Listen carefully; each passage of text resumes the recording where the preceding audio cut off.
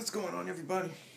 It's your man Air Jordan 14 back with a new video here with another episode of SneakerShopTalk. We're on the road this weekend, but I still wanted to try to do the video. And what we're going to talk about today is actually something I just recently posted in an article that I wrote over at the SneakerTube.tv blog.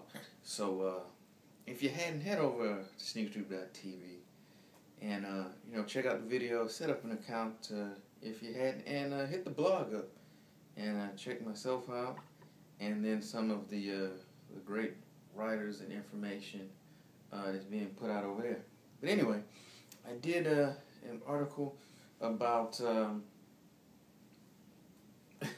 hopefully you can see it, this as opposed to this on retro Jordans. And since I had to use the insoles here, since I forgot to bring the shoes with me, this is the insole from my Columbia 11s, which I have on today, and then these are from the great 5s, which are in the closet. And basically, there's been so much clamoring over the past few years whether Nike Air should go back to, or should be put on retro Jordans, as opposed to be the Jumpman. And since they moved to that, some people have really been in a stink over it. And I'm going to give my brief take on it. Really, I can understand, and like I said, I understand why when these shoes are brought back, you want them brought back as close to the original as possible. And that includes having the presence of that iconic Nike Air on the back or on the side or on the tongue or wherever on the retro Jordan. Now, with that being said, you got to look at it. When Jordan Brand first started, 97, as its own separate entity, that was their goal, to eventually, they wanted to step out of the considerable shadow of the swoosh and brand and form their own identity. And you got to look at it. The best way to do that really continuing using the logos of your parent company.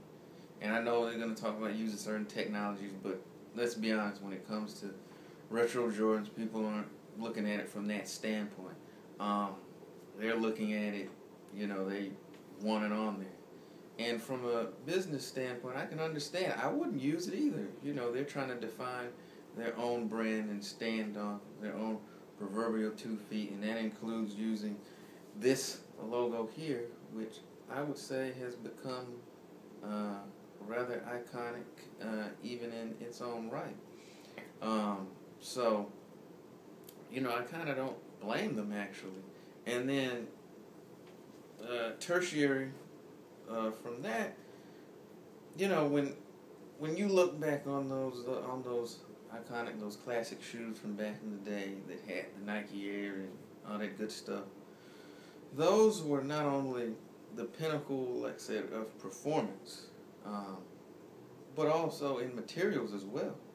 I mean, you had the Durabuck, the full grain, what's being called now a premium leather, the best of technology that was out there at the time. The Air Jordan was the flagship and set the standard for that. And that Jordan Brand is, and a lot of times rightfully so, kicked around for their quality or lack thereof. And to me, I don't want you to put that branding on the shoe if it's not going to be made to the same ilk and to the same quality. Concurrently, that's hurting you now, because now that Jumpman is being associated with lackluster quality, but that's really more of a company thing. So from that standpoint, no, I don't want to see it on there, because when I think back on those shoes, I have a high remembrance and a high expectation of them.